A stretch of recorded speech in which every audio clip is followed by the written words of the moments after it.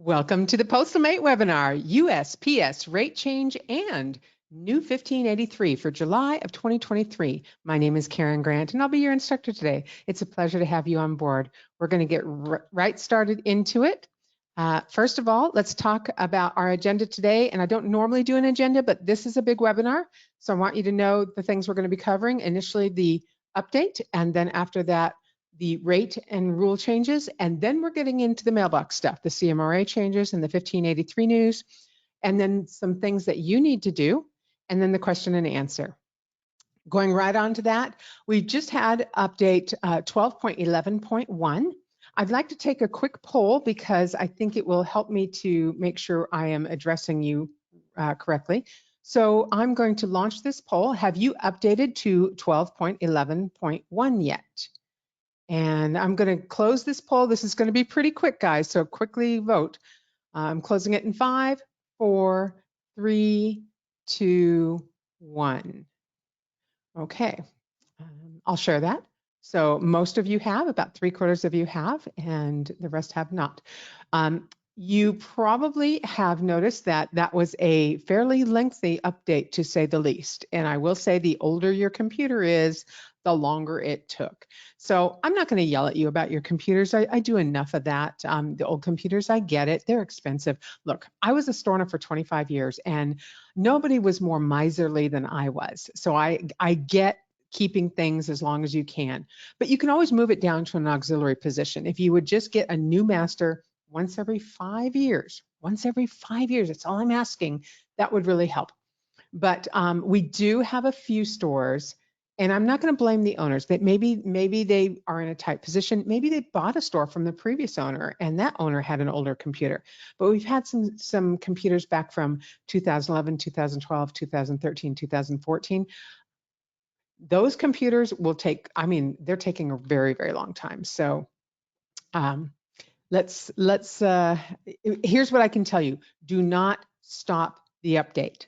I know it sits there on that last screen forever and ever and ever.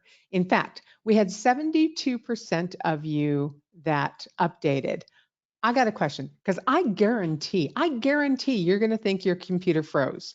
So let me take another poll real quickly. If you did the update, now this is only for those that did the update, did you think that the computer froze? And I'm going to close this poll in 5, 4, 3, 2, 1, close. Okay, that is an amazing response. This is not what I anticipated you guys saying. So 79% of you said no. That means 79% of you probably are well within our hardware specs. Maybe it was a little bit longer than normal, but you managed through it. 21% of you, and by the way, you could have a relatively newer computer, let's say 3, 4 years old, so it's well within our hardware specs, and it still ran a long time. So some hints for you on that is reboot your computer before an update. That really can help. It cleans up everything and helps it to run more smoothly.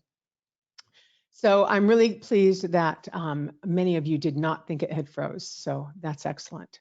All right, we're going to get back into it. We do have another update coming around the corner, and it has to do with the 1583. So let me share with you, this isn't 1583 time, and I'll probably mention it again, but I want you to understand what happened.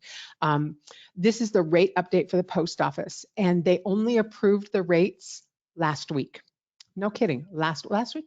I might be off a week. It's like 10 days ago, 8 days ago, something like that. So we couldn't even, we had the release, we couldn't even release really early. We didn't know if we were going to have to make a change. It was really nuts. So they only approved the rates a few days ago.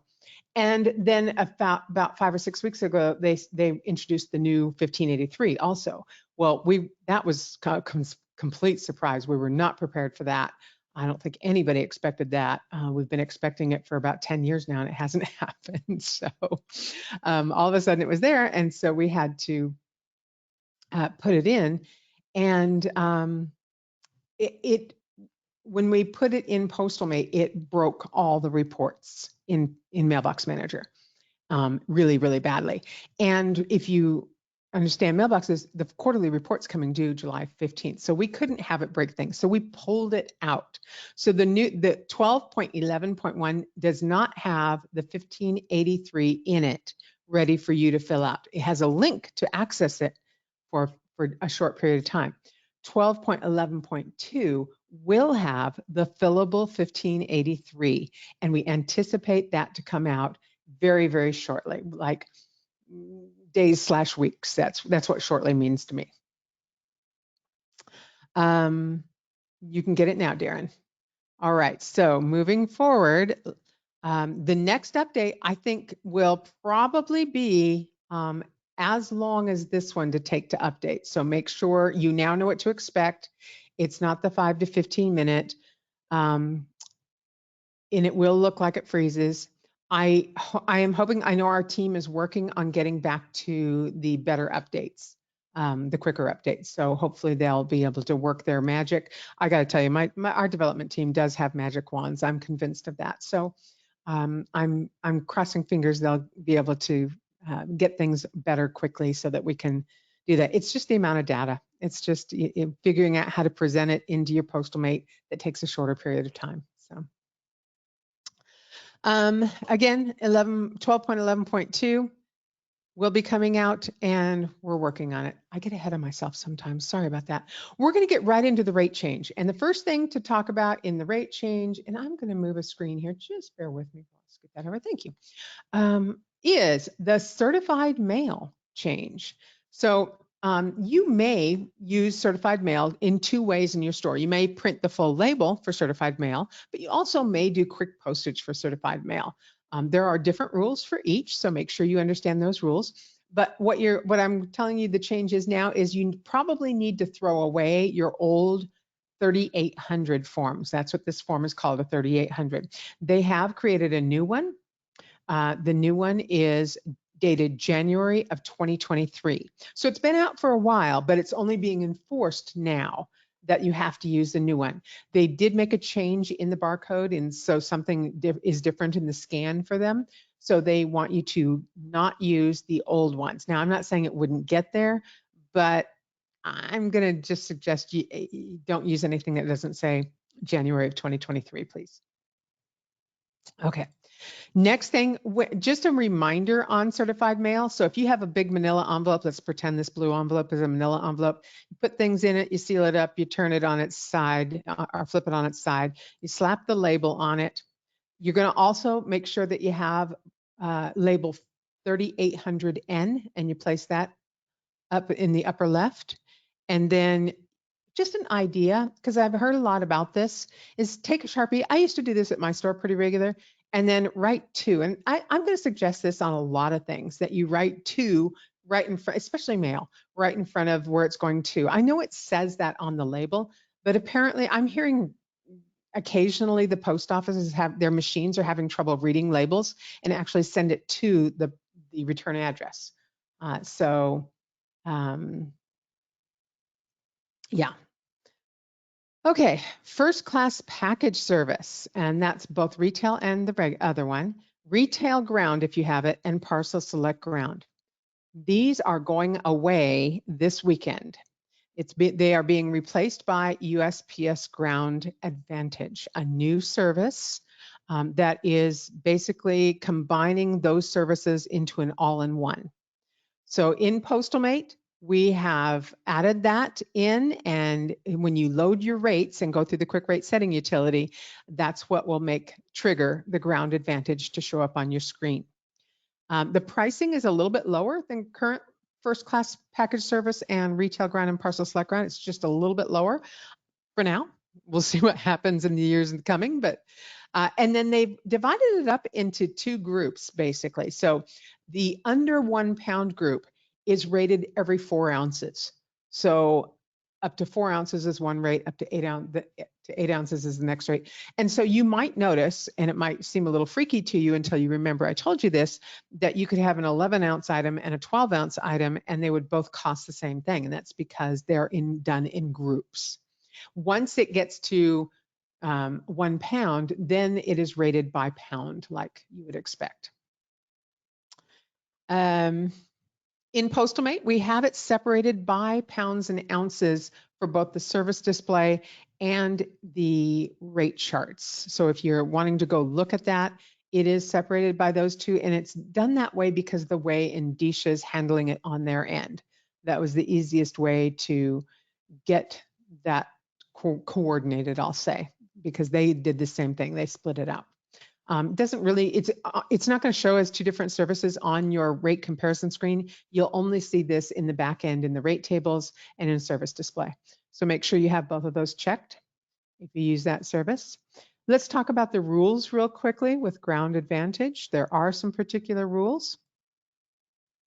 Dimensional weight does apply at 1 cubic foot and higher. Parcels longer than 22 inches up to 30 inches have a surcharge of $4. Parcels larger than 30 have another surcharge. And then parcels that exceed 2 cubic feet have a $15 surcharge. This is similar to the first class parcel surcharges before.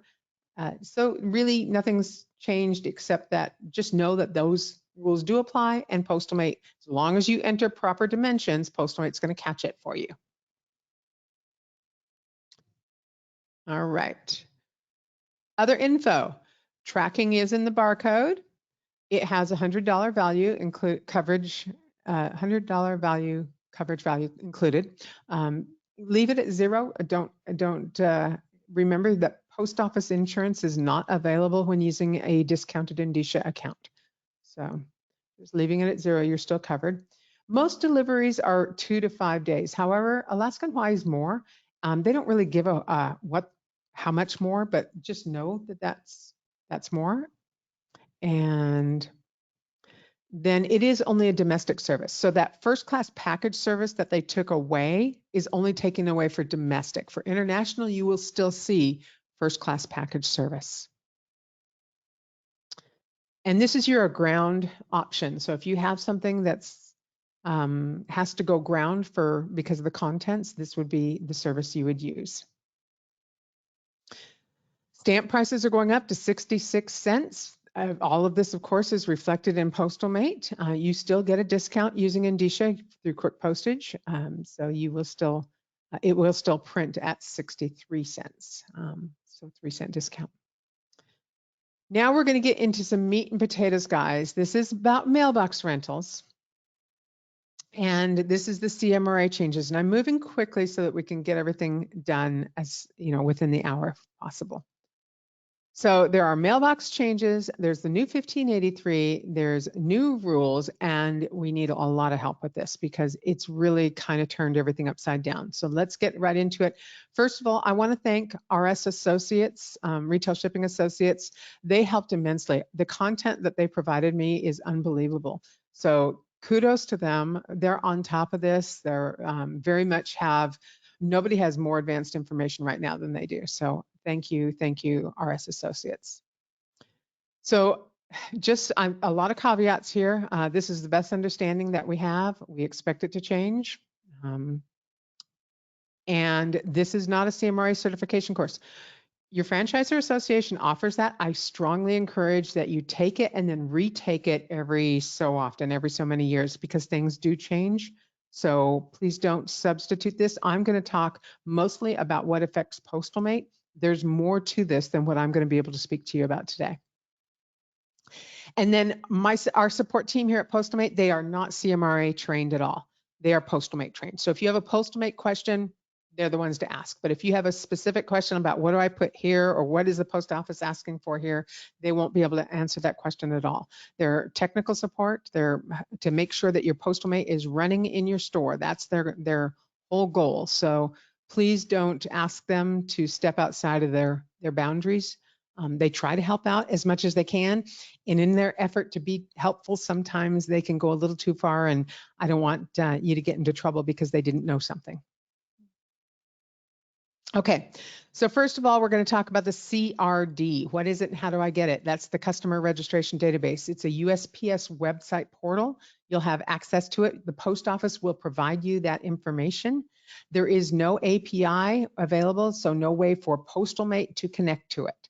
So it will be run completely independently of Postalmate. And for the foreseeable future, I'm hopeful that they will change that, but at this point, we don't have any indication that they will.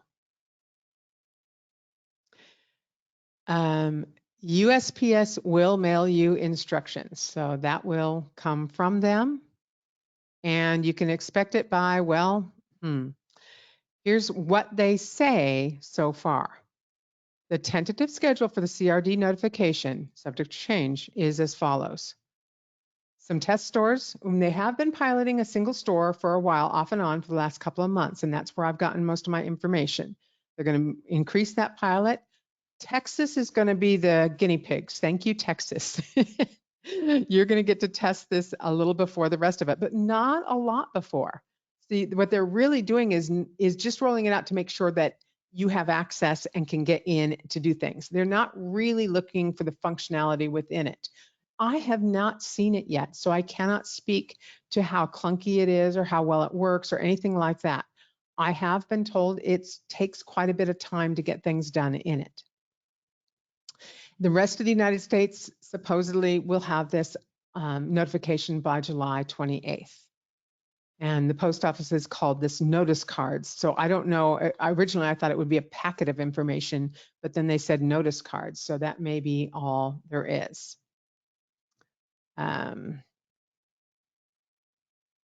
What do I do with the CRD? You're going to manually enter the data off of the paper 1583 that you hold. So the paper 1583 that Postalmate creates, you get your customer to sign that, and then you're going to manually enter the information off of that 1583. Then you're going to scan it and upload that 1583, the signed one. Then you're going to scan and you're going to upload 2 different types of IDs for that each mail name. So if you have a mailbox with 3 mail names in it, you have to have this for every single one of them. It also asks for currently for the mail name's birth date. And so interestingly, that's not on the 1583, but that is apparently part of the CRD. I also don't see anywhere in the DMM where it requires the birth date, but it is part of the CRD. And if it's part of that, I don't see any realistic way of getting out of adding that. So Postmate's not going to ask for that because it's not part of the 1583. So just know you probably will have to collect that information as well. And then this is where you're going to be validating quarterly reports. So currently your quarterly reports are paper. Once you're fully using the CRD, then you will go in and do it through their system, and you will not be handling any paper 1580 or quarterly reports. So here's what else we know about timing. You have to use the new 1583 as of July 1, so right now. That 1583, by the way, is dated April of 2023. You continue to turn in the paper 1583 to the post office until you have access to the CRD portal. Once you have access to that, all your new customers, you're going to enter in the CRD portal.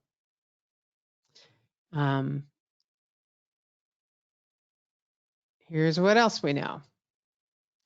You do not turn in copies of the ID to your post office. Okay, you do not. You do not apparently have to keep photocopies of the ID. The post office did realize that that was not a good idea, that not all stores have a secure way of handling that. But you do have to scan them and upload them and make sure they're legible once they're uploaded, like it's not a smeared scan somehow. Once that's done, we're at my store, I think I'd probably shred it unless I had a really safe place to keep it. Then I would keep it. You can keep it. They're saying you don't have to keep it. Once you have access to the new CRD portal, all new mailbox rentals should be entered there, and you have 9 months to enter all of your current mailbox customers. So let's just say, actually, I'm going to take a quick poll again because this will help me to address you. How many rented mailboxes do you currently have in your store? And this is going to be, again, very, very quick. Rented mailbox. Closing the poll in 5, 4, 3, 2, 1. Okay, and I'll share that with you. So we have, oh my gosh, we have 10% of you that have over 500 mailboxes rented. You're going to have, this is going to be a full-time job for somebody for a few months, I'm afraid. For the rest of you, we have enough of you that have quite a few that this is going to be a bit of a burden for you. So moving forward, let me see here. You can see my screen again, right? Okay. There we go. Come on. On your mark, get set. Are you ready to get the information from your current box holders? And I want you to wait. I want you to pause on this. If you have some support, a support system like a franchise that has information available to help you with this, sorry, I've got things falling over here, then, and you feel ready to start collecting the information from your current box holders, or at least ready to let them know that it's coming, by all means do that. But you have to decide when to start that process. If indeed you're going to have access to the CRD portal by the end of the month, certainly by then you got to start, because you don't want to put this off. So you're going to need to create like a flyer, or you have to have a plan. So create a flyer. I'm not going to give you this flyer. If you want to take a picture of it, you can, but that looks something like this that says, hey, dear box holder, we got to do all this. And in order to, you know, and be careful about how you word it. To avoid disruption of your mail service, we need the following before X time. So make sure that you let them know that you're not just asking for information because you want to know the scoop on them. This is a post office requirement, and you have to stay in compliance with the post office regulations. So be very polite, be very professional, but make sure that you create some kind of a flyer and have that information. Decide how to keep track of it all. I don't know if you're a spreadsheet person or an index card person, but you got to have some way of keeping track of who has provided information. Here's what's going to happen.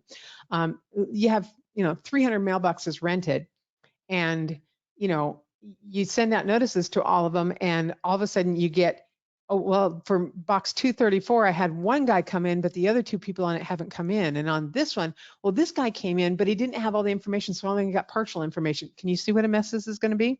So you have to have a way of keeping track of it. I strongly, strongly suggest that you update in batches or groups, maybe mailbox banks.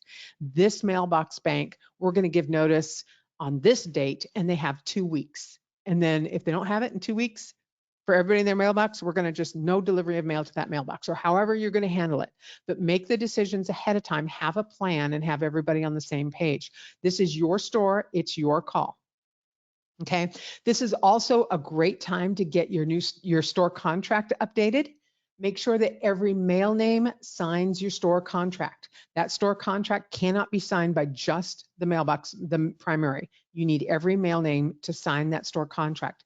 And of course, in California, if you don't currently have a California acknowledgement signed by them, this is your opportunity to take care of that and get that up to date as well. So there is a handout, on your dashboard. You can look for handouts. It's the 1583 form. So if you want to do that, we're going to go through the 1583. We're going to look at it and what you're supposed to enter, or at least what Postmate's going to enter, and what it looks like you're supposed to enter, so that you kind of know what you're doing. This is the time when we start going through that. This is where you're going to want your employees probably to come and watch that part of this video recording. So if you are watching this as a recording, you can just Google.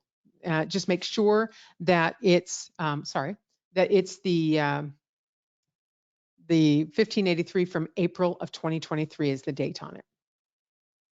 Okay. Here's the document or ID requirements. There's 2 IDs that are required, same as before, right? They're actually calling one the photo ID and the other the address ID. So the photo ID can have an address on it, but the address is not important. Okay, you're not going to enter the address information. On the photo ID, you're going to enter information, and that has the expiration date. That's the one that's got the photo has to look like the person, and it has to have an expiration date, and it has to be one of these things. Just an idea, ask for the ID that has the longest expiration. You don't want to do like, I hate, really short ones. These all look pretty lengthy. So, and then ID number 2 is the address ID. And so it has to be one of these things. And it doesn't have to match, again, the address on ID 1. They used to have to match. They don't anymore. But it must have their home address that you've entered already on the form. So it must have their home address. It doesn't have to have an expiration date on address ID number 2. So we're going to take a look at it on the form. So here we go. It's 10:25 for those of you that want to come back and rewatch this. This is the form. The back of it has some instructions, and they actually did a pretty darn good job on the instructions this time. That whole upper half, I was pleasantly surprised with how descriptive it is. So we're going to go through and complete section by section real quickly. So, and the first is the upper left, and this is the information for your store. So everything in blue, PostalMate will fill out for you, or actually you'll type it in, but be able to do it from PostalMate. So the date, the address, then you have to decide, is it for residential use or business use? I don't see a problem with checking both, but once the CRD portal is open and you're entering stuff there, we'll see if you're allowed to check both. I think that you can. You might have to have a separate one for business, but I'm just going to go off the assumption until I'm corrected that you can check both if it's a personal use in combination with like a home business, which is a lot of our customers, right? And then you get the applicant's name, and this is where it gets a little bit weird.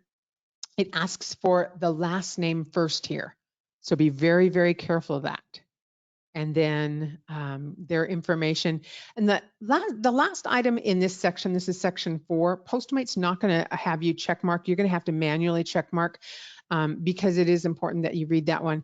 Is the applicant a court-ordered protected individual? And I looked that up, and that really is like an order of protection, a restraining order against maybe an old girlfriend, an old boyfriend, something like that. So that type of thing is what they're looking for. And so you must check either yes or no. I'm sure the post office will have a problem if you don't check no, if there isn't one. So please do that. The next section in the upper right, it's going to look like this. And this is the ID. So the first one is the photo ID. All it needs is the applicant's name, the ID number, the issuing entity, be descriptive here, and the expiration date, okay?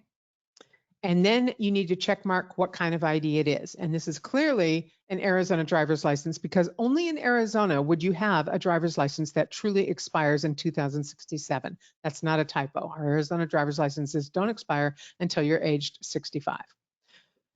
So then you're looking at the address ID. The address ID asks for a little bit different information. So the applicant's name, their home address that you've already entered, by the way, and then you check mark. Now it can be the same, it can be one of the same IDs as above. It could be for example, let me rephrase that. I did not mean to say that. It can be an ID that is also listed above. There we go. Like a driver's license, but you cannot use a driver's license for both IDs. Okay, if you used a driver's license for the top ID, you cannot use the driver's license for the bottom ID. So I hope I'm crystal clear there. Okay, so make sure you check mark which one of these, and I'm just going to tell you, don't use, just my advice, don't use vehicle insurance, because vehicle insurance pretty much expires like every 6 months, and you'd have to update this every 6 months. Okay, same thing with home insurance. Home insurance usually renews annually, so go for something that. Oh wait, I retract what I just said. This doesn't have to have an expiration date on it, so it doesn't matter. But it has to be, nah. Okay, so this is one of those conundrum guys, because the ID has to be current, but this one doesn't ask for an expiration. So I'm going to take the 5th. I'm going to plead, I don't know, on here. Unclear, how's that? All right, the next part, is I want you to be sure and understand that on the upper left and the upper right, that these addresses have to match. So the address that the customer said they live at has to match the address for the address ID. Okay, that's a requirement. There are some special circumstances if the customer has just recently moved and they'll let you have a small grace period. I'm not going to get into those details. Um, Completing the Form 1583, we're going to look at the very bottom part. Now, the good news about the bottom part is there's only a small part you have to fill out, and only if it's a business. So it looks like this, and Postmate will do this, and sorry about the words overrunning each other. And just notice, place of registration, it's looking for the county and state. It gives that information on the back. Now, the other part of this, and you would, of course, only fill this out if you were completing this for a business. This customer has a business, and then the customer signs it, and you sign it. Oops, sorry, I'm going to go back and date it. And it can be your employee. It has to be an employee of the store or yourself. So what is this other stuff? We're going to get into that. So this part here, this red part here, is when there's another person authorized to pick up the mail. So, you know, I'm going to have my brother pick up the mail. Well, now you have to collect his ID, and it requires both IDs. So anybody else that picks up the mail, you're going to have a 1583 with their information on it as an authorized individual. Now, the question was posed to the post office. Well, how do I even know? How do I police that? They just give their key to somebody else, and I would never know, right? And the post office acknowledged that that's true. And so they're not going to probably, and this is all words. Words are not written down. So I'm just telling you the words I've heard. So they're probably not going to come after you if somebody gave somebody their key and came in and get the mail. But as you and I both know, a lot of times somebody will come up to the counter and say, I don't have my key. I need the mail for box 234. If you don't have a 1583 on them, or they're not listed as an authorized individual, do not, I stress again, do not give it to them. You never know when the post office has planted a spy. I'm not saying they're going to do that. By the way, they have not threatened to do that. But I'm just saying, don't be in the wrong. Just don't be in the wrong. Say you have to have a key, or I can't give it to you unless you're listed on with ID on the forms. So just know that. Next box is this purple one over here. This is when you're transferring mail, either sending it or emailing it to another address. So you have, and I know you all do, and the questions are going crazy over here. You have that box holder who has an RV and he's on the road all the time, and he calls you up every single week and says, oh, new address, send it here. Oh, next week, new address, send it here. I had those customers too. I'm in Arizona. Of course we have them. Snowbirds and all kinds of stuff. The new instructions are you will have to have a new 1583 for every single new address that you're sending it to. I kid you not. What they have suggested that you do in this case, and I'm going to give you a second suggestion, what they have suggested you do is that you collect a whole bunch of 1583s up front and then fill out this area every week on a new one and submit it. That's a lot of work to do. That's a lot of work. So let me give you another suggestion. For those people you have who are on the road, you no longer will be sending their email to, or sending their mail to them unless it's, you know, something, I don't know, a package, I don't know. Let's just say you won't send their mail to them anymore, that you will only email their mail to them. And that way you can put their email address in here today. I mean, when you're filling this form out, and you're good to go. So there are some services that help you with that. I want to mention Pictomail, Pictamail, Pictomail, sorry. It's easier to say than spell, apparently. And I believe Anytime Mailbox also does some of this. So scanning it and emailing it to them seems to be a way that will help create less problems with this. Now, you've got all kinds of questions on, but what if, I don't have the but what if answers, okay? I'm not the but what if answer lady. I'm telling you what we know about the rules today. There's always going to be something. And then finally, down here in yellow, exceptions for additional mail recipients of mails. This is where a 1583 is not required. This can include employees. Employees of this business here can be placed here. It is written that they need to be prepared to show ID or provide ID if required by the postal inspector. Otherwise, their name can be listed here. Same thing with minors. If your family is 19 and counting, the Duggars, you better be able to write really small to get all 19 kids in here. So you can see they don't leave a lot of space for this. Okay, so what do you need to do? Well, after this update, you're going to need to change the stamp prices in Cashmate, right? Because your stamp price probably now is not, it's gone up 3 cents, or it's going up 3 cents this weekend. You're going to need to change the first class stamp price in Postalmate. And that's for quick postage, right? And labels, but quick postage. And then you're going to probably want to change the time and transit words for the new service for Ground Advantage. So you won't do this when you update Postalmate. You're not the rates don't automatically change. You have to actually load the rates, which is a separate activity in Postalmate. So we're going to show you how to do this, but on Friday, I believe this week, you will have, if you read the update guide, you'll have words that come up that says load July 9th USPS rates. And if you click that, it will load the rates and you will be charging the new rates and rules from that point forward. So you can do it on Friday, you can load the rates on Saturday, you can come in on Sunday and do it, or you can load the rates Monday before you open. Any of those time frames are fine. The worst thing that could happen if you do it early, you would just charge a little bit more to your customer. And except for quick postage, you will still be charged correctly by Endicia. So for quick postage, they will charge you whatever you send them. So they will charge the new rates if you update early. So were it me, I would probably do it on Friday.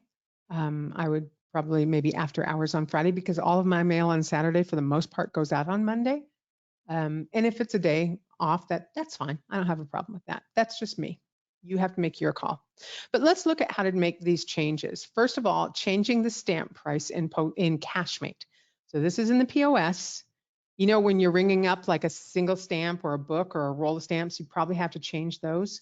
So if you have those in there, you're going to go up to Edit, Product, bring up that screen, enter whatever you call it. I always list all of my stamp products by the first word stamp, and then I describe it afterwards. So they're all together here for me. You're going to click on one. You're going to click the Edit button. Yeah, that didn't work out quite the way it was supposed to. Sorry about that. Oof. Okay, it got ahead of itself. The pricing tab on this one, and then the retail price, and that's where you're going to change it. Once you've got this price to what you want to change it to, then it goes okay. And I have a feeling I messed up. Okay, there we go. Then you also want to change the first class prices in Postalmate, and this is for quick postage. So for quick postage, on the Postalmate side, you're going to go up to Tools, Postalmate Settings, Set Shipping Rates. Then you're going to come over here to Weight-Based Services under the Advanced section. Okay. That's going to bring up this screen. You're going to make sure you select USPS and then first class mail and keep it on retail rates. And right over here, you're going to change that. For example, mine currently says 82 from after the update, and I'm going to change it to 75. Once I change it to 75, I make sure and click the save button. You can change the others too if you want. Anything you want to do here, you just can do that, and make sure you click the save button. And finally, the time in transit. So remember earlier in the webinar, I discussed how parcel first class package service is going away and Parcel Select Ground is going away. But in the mapping section, the new service Ground Advantage adopts whatever was there before. So you will find that your Ground Advantage under £1 will adopt whatever you had in time and transit for first class package service. So for me, it said no personal correspondence. Well, that doesn't apply anymore. That's out. Those are old rules, gone. We'll never have to deal with those again. But I do want it now to say maybe 2 to 9+ days, no insurance, no guarantees. And to do that, we're going to go to the following places.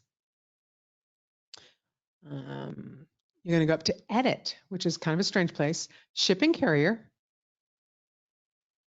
And then you're going to scroll all the way down and find US Postal Service and then click the edit button again.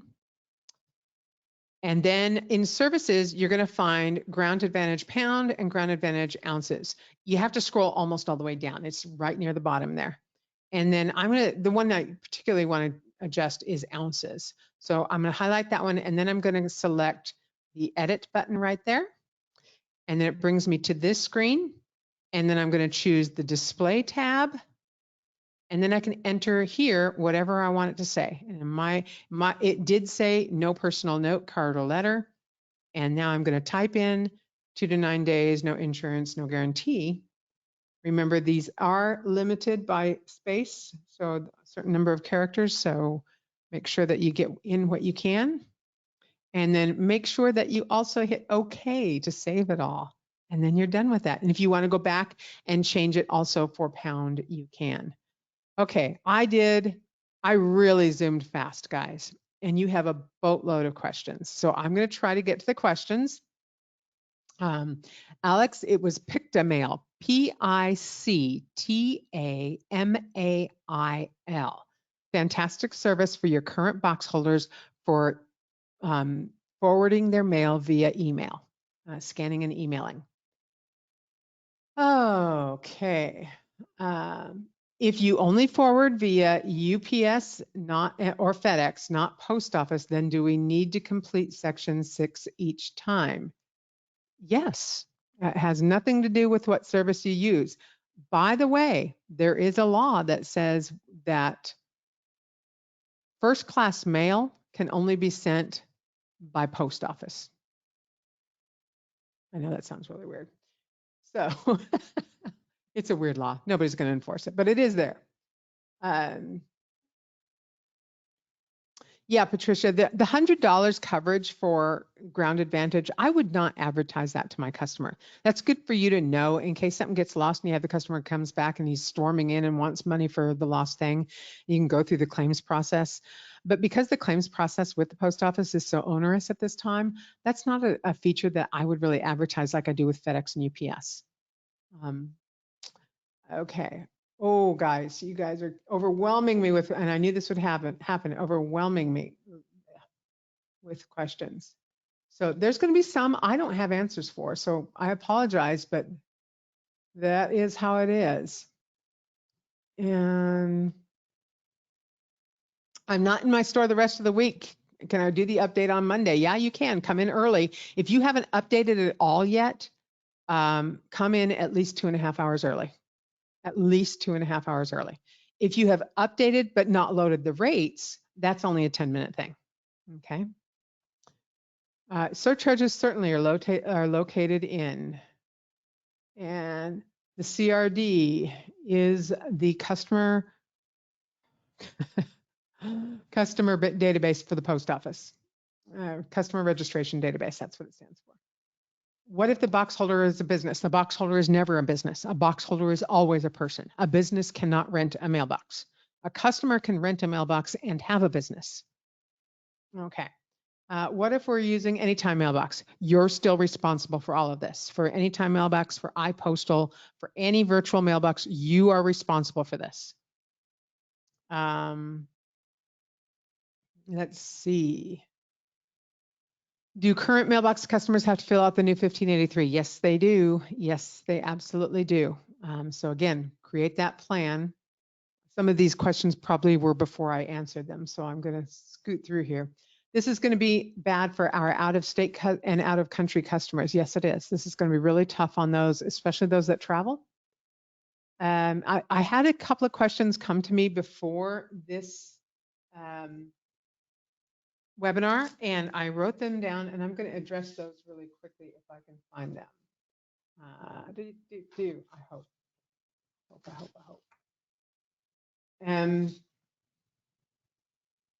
Too many papers here, my gosh. Here we go.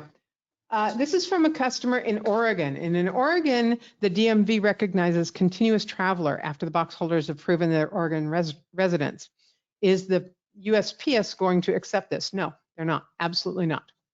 These are the rules for everybody. No exceptions for Oregon. Sorry.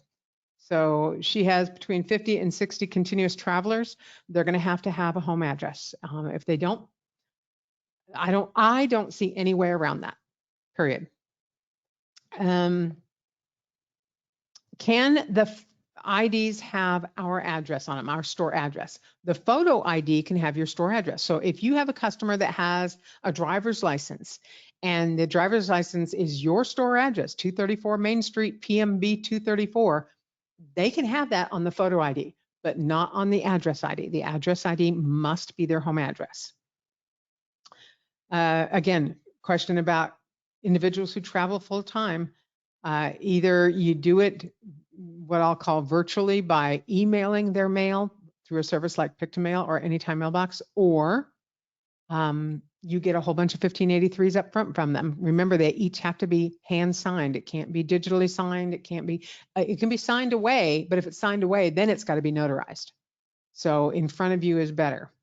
Your customer's not going to like this. And to be honest, I was a store owner for 25 years. The biggest problem I see, the two biggest problems I see with this are, number one, getting your current customers in to give you the new information. And number two, getting them to let you take a photocopy of their ID and scan it to the post office. People are very, very leery about anything with their ID right now. So I think those are going to be the two biggest problems.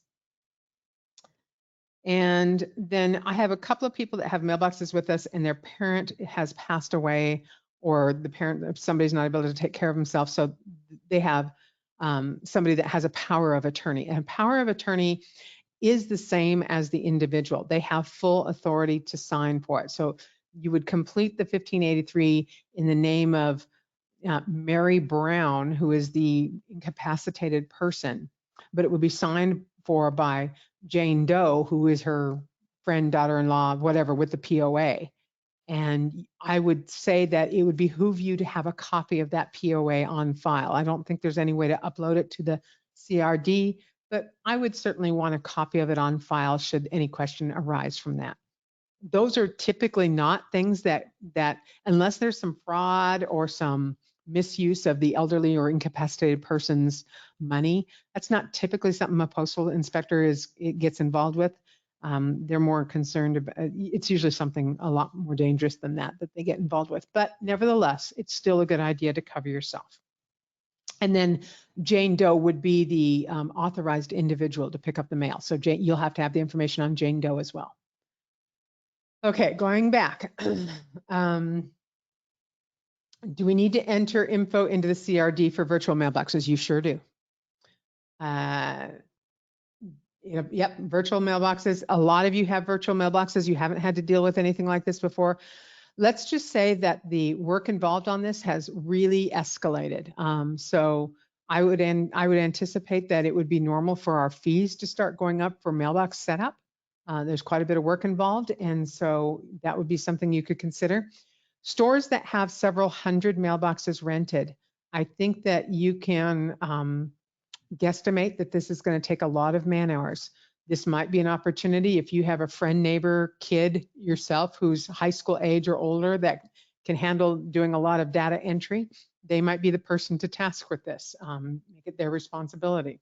But it is a pretty heavy loaded job here.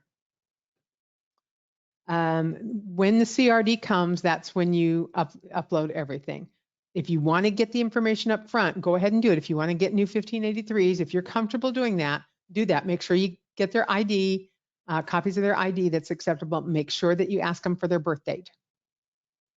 That birth date thing flips me out because I don't see any rules for it. But anyway, I have one family member of 4 that won't give me his information. Then he doesn't get mail. That's just how it is. Either he plays or he doesn't play, but he doesn't get to set the rules. That's federal. And you can't risk your business because you have one mailbox cut holder that is going to be a pain. I do, just Karen's thought, I don't want to be Debbie Downer here. I think that there will be some attrition. I think that a few of us will lose a couple of box holders over this. If you have 400 mailboxes rented, I bet you're going to lose 1 or 2 mailboxes who just say, it's just not worth it. They probably were going to leave soon anyway if it's to that point, but you will have those.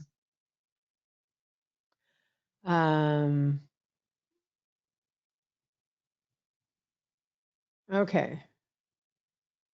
Number 3 on the 1583, I have to pull it up, so I don't have it handy. What about family, kids, wife, etc.? Can we give mails? If, again, if they're under 18 and that's fine. They have a free, anybody under 18 has a free pass, okay? Otherwise, you have to have a 1583 on them for them, or they have to be listed as an authorized individual. So if I have a mailbox at your store and my daughter comes in to get my mail, you can't give it to her because she's a grown-up and she's not listed on my 1583. Even if you know her and know she's my daughter, you can't give it to her. Okay, that's just the law. Robert, the international PMB customers, same rules apply. There's no difference in the rules. So, okay. If the photo ID isn't verifying the customer address, then can the ID list a PMB or PO box? Yes, I already addressed that. That's good.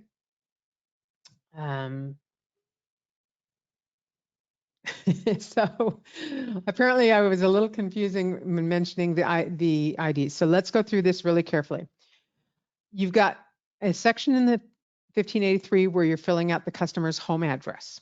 Then in the upper right is his photo ID. It doesn't ask for an address. It's just the ID and an expiration date. Then the next one asks for an address ID, and that address has to match the home address listed in section 4. So that's hopefully that cleared that up.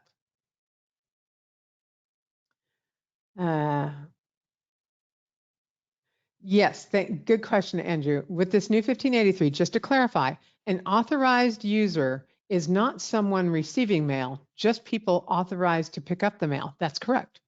This is just to pick it up, not to receive mail.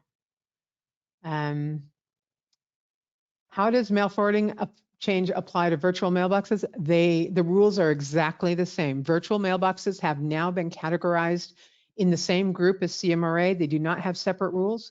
They have the exact same rules. What happens if customers don't want to give you the IDs? You don't want to give them the mail then. It's not a choice, guys. Your choice is you get mail here or you don't get mail here. If you get mail here, you comply. I know that you want me to come to your store and tell your customers that. I know you do. Natalie, no, you cannot print forever stamps, but you certainly can print stamps. Do these forms? Yes. I have a lot of virtual mail people. Can one of the primary IDs, could it be the Century card? So I'm not familiar with Century card. If it's listed on that form, I don't see anything that says Century card. So I would say no. If a package comes in by UPS, FedEx, and is forwarded, does it apply? No. This is only CMRA rules. Oh, wait a minute.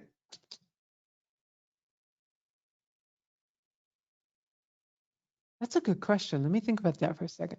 So you've got a mailbox customer in 234. He gets a UPS package and you forward it to him. No, this does not apply to that. I had to rethink. You guys are confusing me. No, it doesn't apply to that. If it came in UPS or FedEx, it is not mail. These rules do not apply. With the PO box, are we able to send the mail to the ones that live out of state? Just like I said, only if you have that on the 1583. And okay.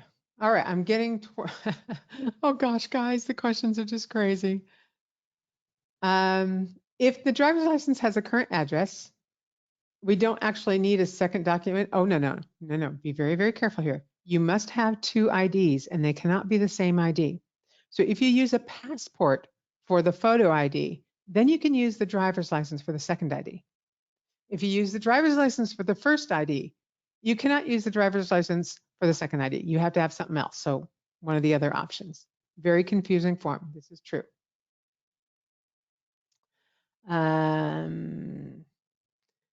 Okay, again, people that were missed part of it, the CRD portal, you'll get information from the post office, hopefully in the month of July. The effective date of the new 1583 is required to be used by July 1 of this year, so a couple of days ago. It came out in April. Let me rephrase that. That's not true. It was created in April. It came out in June.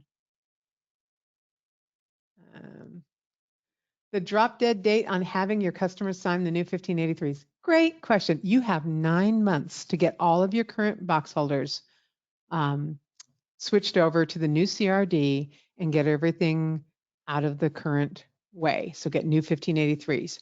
Now, remember, during that 9 months, we have the holidays. So you know there's a 6 to 8 week period that you're not going to want to be doing any of this. So plan accordingly. I think that I would really rush to get it all done by Halloween. I think that would be on my plate, so that you didn't have this mess in December. Because if you plan to have it done by Halloween, there's a chance that it'll actually be done by Thanksgiving, because nothing gets done on time, right? So does the post office, Andy, I love your question. Does the post office have to do this for their post office boxes? Apparently they do. Apparently this is a uniform thing. So I was pleased to hear that. So you will be, once we update to 12.11.2, which again should be in the next few weeks, days/weeks, that update will have the fillable new 1583. Currently, in fact, let's go to Postmate real quickly. Let me get into Cashmate. Currently, it's not in here. The old 1583 is still in here. We didn't want to leave you with nothing, but we gave you a link that you can, let's see, open new. Bear with me here.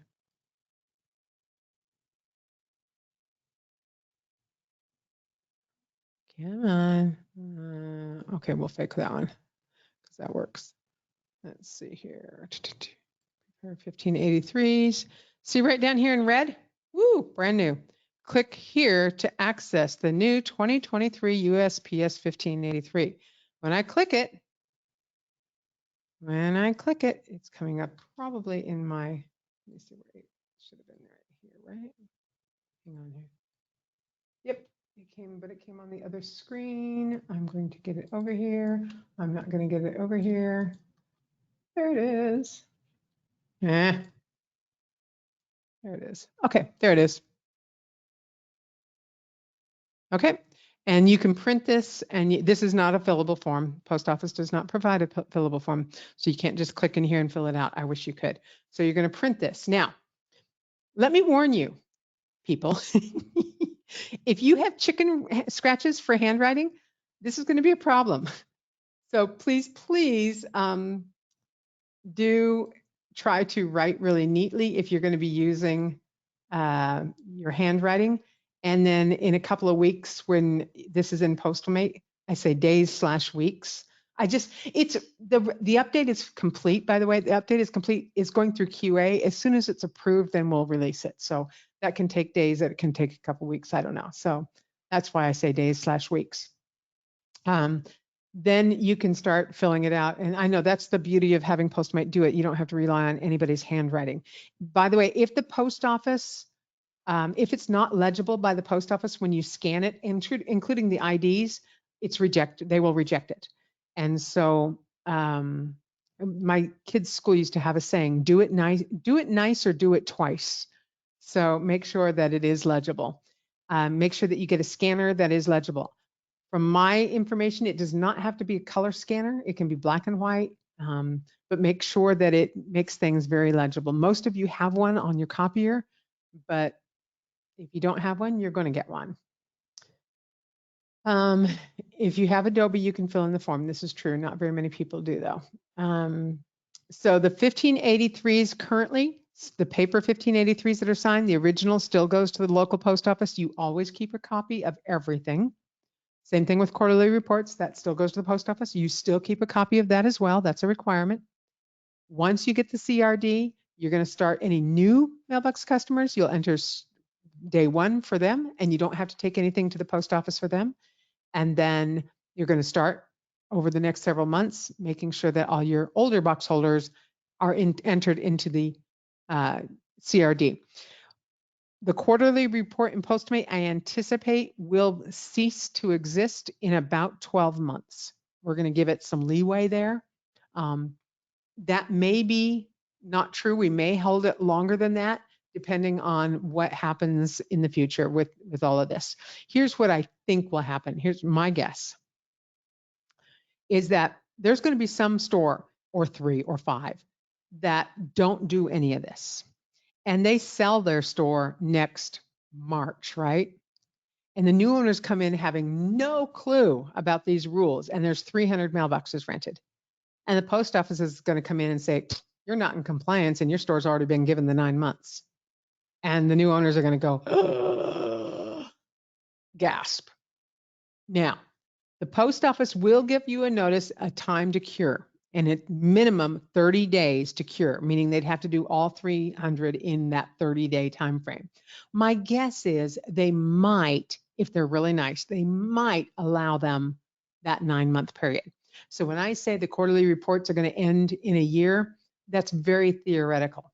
If we see those kinds of things happening, we may have the quarterly report continue in Postmate for a period of time till we're sure, because we don't want anybody damaged by this. We don't want to get rid of it and then have some poor store in trouble. So we will do that. Also, the CRD apparently has no way to remind you or let you know that expired ID is coming up or has happened. You'll just all of a sudden be out of compliance on the certain IDs, and you can get in trouble for that. So your next question is Postmate going to help me with that? The answer is yes, Postmate's going to help you with that. So it is not in the current updates coming, but in a future update, but soon, we will have a report available that will be able to list all the IDs that are expired or coming expired, and you will set a time frame. Ideally, this is how it works in my head. It has not been written yet, but in my head it works that I want to look at everything from September 1 to November 30th, all IDs that expire. And you run that report, and then you have it in your hand and you know what IDs, and then you can contact those customers and let them know to come in that their IDs have expired and you can get new ones. That report, we don't have to have it in the first iteration because you don't have any of this in the CRD yet. So it's not needed yet, but I do anticipate that will come out in late summer. So you have it when you need it. Okay, I'm going to work from the bottom up at this point because a lot of these were repeats. The USPS told me the CRD would have a banner at the top telling you daily which files had expired IDs. It might. The person that was the pilot, and I don't want to say his name because I don't know if he wants everybody to know or not. So I just, out of respect, I just won't. Indicated that I don't think I think he would have notified. We talked about this briefly, and I think he would have mentioned if that were in existence.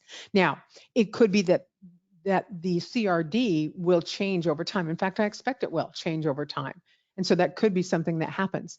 But if it lets you know today what IDs are expired, you're already out of compliance. Then you need to know what IDs are coming up that are going to expire, not what already happened. Well, you need to know what already happened too, but you don't want to find out, okay, these 14 IDs are expired. What? Now you're out of compliance. You could be tagged for that. So no, I don't want that. Do employees of a business need to fill out a 1583? I'm going to encourage you to read the new CMRA regulations. So for those of you who want to write this down, where to find it, you just Google. And here's what you Google. DMM, that stands for Domestic Mail Manual. So DMM 508. Okay, DMM 508. When you do that, it'll bring up this DMM 508. you need to make sure it's current, because there's a lot of them that are archived, and that's a real pain in the neck. And it's section 1.8 that you're going to be looking at. In fact, if I can bring up, I'll do that right here. We'll go up here and we'll Google, and I'll actually put in USPS DMM 508. Boom. Okay, there it is. Recipient services, January 22nd, 2023. That's pretty good. And you can see this one is archived. See that? So that's one you want you to stay away from. This one's archived, 2016, stay away from it. So this one has a current date, so we'll go to that. And then you're gonna go to section 1.8. So scroll, scroll, scroll, scroll, scroll, scroll, scroll, scroll, scroll. 1.8, commercial mail receiving agencies. And yes, it's ridiculous that I could cite that automatically. These are the rules having to do with you. You need to interpret it for you. Yes, I can do this for you, but I'm not going to. I work for PostalMate. I am not your certified CMRA instructor. If you belong to a franchise, please reach out to them with any specific questions that you have. If you don't belong to a franchise, your association, if you belong to that, might be able to help you with that as well. But this is the rules having to do with you. It seems like it's a lot to read through, but it's not really. It's not too much. It stops at 1.8.4.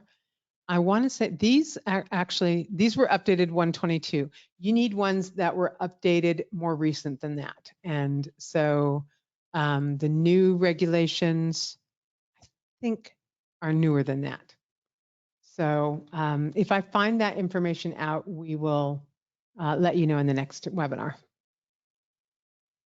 Okay, a few more questions. On the second page of the 1583, it has a place for a notary. Are we responsible for that? So if your customer is not in front of you when they sign this, then it must be notarized. If they're in front of you or your employee at your store, then you or your employee can sign it in lieu of a notary. So a notary is only for when they're not signing it in front of somebody at your store. Homeless people, I have no help for you. They have to have, there's no exception. Okay. What if the mailbox holder has a foreign address? That should be fine. I don't have any problem with a foreign address. It doesn't say it has to be a US address. Although it does say, no, it says asks for country. So I don't see that. Now, when we get the CRD, we'll find out if you can enter a foreign address. And we'll see, because that's going to either validate or contradict anything that we have believed to be true at this teaching, at the point of this time. Yeah, and it's entirely possible. See, I don't see a problem with a foreign address. I don't think there's any rule that says there has to be a US address. I just don't think so. So, I mean, I've read through those rules backwards, forwards, and upside down. So I think you would be okay with that. Can you verify ID and customer via Zoom call? No, it's got to be a notary. Yeah, no. Mm-mm. If they have multiple businesses, they need to fill out different 1583s for all of them. Yes. And remember, once again, you'll have the customers, the primary box holder's name and address ID, all the IDs on it. And this, yeah. And that's why I'm saying the setup fee for mailboxes, we need to change this. If you're not charging for that, that's where you need to be charging. You need to be, I mean, I don't know how much. And I don't want you to punish your customer for these rule changes. On the other hand, this is, for those of you with a lot of box holders, this is costly. This is going to cost you a chunk of change. Now, it's still worth it, because remember, up to this point, mailbox revenue was like 99% profit, right? Well, now it's going to be like 90% profit. You got a labor involved now. And initially, this first year, while you're doing all this, the profit's going to go down to about 20% or something ridiculous for a short period of time. And then you're back up to 90%. So it is what it is, folks. I can imagine that it's going to, for those of you with lots of mailboxes, you're freaking out right now, and I'm sorry. Again, the CRD portal, the post office will alert you when you have access to that. They believe it will be in late July, but we will see. I'm not holding my breath, but I was wrong before. I admit, I told you in the last webinar that I didn't think they'd have this out until by the end of the year. I did say that. So I will own that I was wrong. I didn't think it through and think that, yeah, what they would release and what I would release would be different. It doesn't quite work as well as I think it should yet.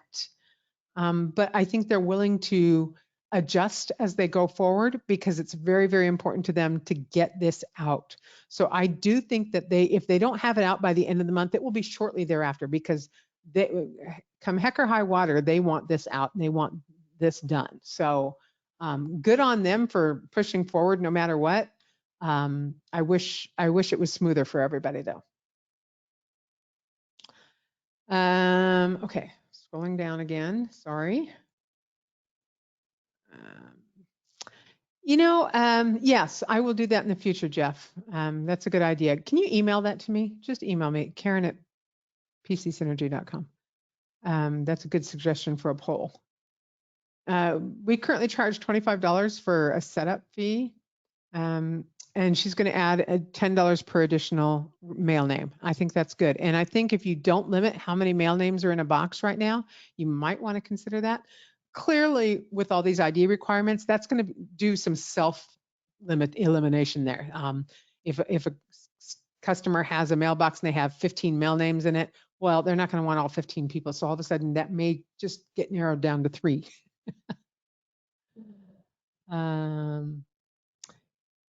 Yeah, Josh, I don't have an answer for that. What about a nickname or an AKA name? And there's pen names and all those kinds of things. I can't advise you on that. That's outside of PostalMate. Look, guys, I'm trying to be really helpful and give you all the information I can without giving you legal advice. Because right now I'm working on behalf of PostalMate as a PostalMate employee. So I have to toe the line very carefully here. So I apologize. I have an opinion on that, but I'm not going to share it. So. Do I think that anytime an iPostal will roll out the new forms? I do think that they are working. They are very aware, I know that, of these changes. So I don't know if they've been in touch with Retail Shipping Associates, RSA, on the pilot and how that's gone, but I do know that they're aware of it. So they will have some type of input. I have no idea what they're doing. Will the 1583s have to be renewed every year? No, there's no requirement that they be renewed except for when the expiration of the ID happens. That's when you would have to renew, or anything else substantial changes. Their home address changes, name changes, things like that. If you're not a franchise business, you can get CMRA training through Retail Shippers Associates. They have a certified CMRA class coming up at their expo in September. That class was already going to be a big class. Now it's going to be a humongous class, and it should be. Are there any rules for what constitutes a valid lease? No, there are not. And does the 1583 form be notarized virtually with virtual signature? I'm not sure I understand that question. I think that has something to do with the iPostals or any times where they have virtual signatures and virtual notarized. A virtual notary is a legal notary, I believe. So I think that would be fine, but that's out of my scope. You'll please talk to the virtual company about that. Should we ask for birth certificates for minors if a PMB holder wants to add multiple minors? I wouldn't. I would never ask for any personal information that was not required. I would certainly, if you want to write down their age next to their name, so Jimmy Jones, and put down that he's 14, put it down so that you can remember, or make a note of it somewhere. But no, I don't see any reason to get into the details on that.